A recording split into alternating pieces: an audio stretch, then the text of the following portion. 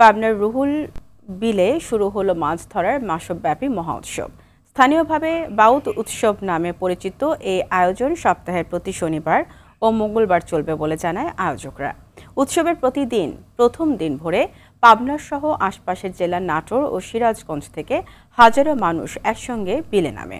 শোল, বোয়াল, রুই, কাতলা, গজার, চিতল সহ নানা প্রজাতির দেশীয় মাছ শিকার করা দেখে আনন্দ উপভোগ করে দর্শনার্থীরাও।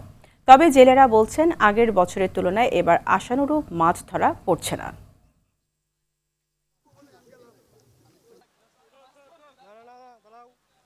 সবার মুখে একটা উৎসব মুখর পরিবেশ, কিন্তু মাছটা সেরকম বিলে নাই। বিভিন্ন জাল দিয়া তারপরে গ্যাস ট্যাবলেট দিয়ে মাছ মারে শেষ করে দিছে, তো মাছ নাই বিলে। দেশি মাছের প্রজনন রক্ষার ক্ষেত্রে মৎস্য বিভাগ এবং সরকারের একটা এখনই সময়।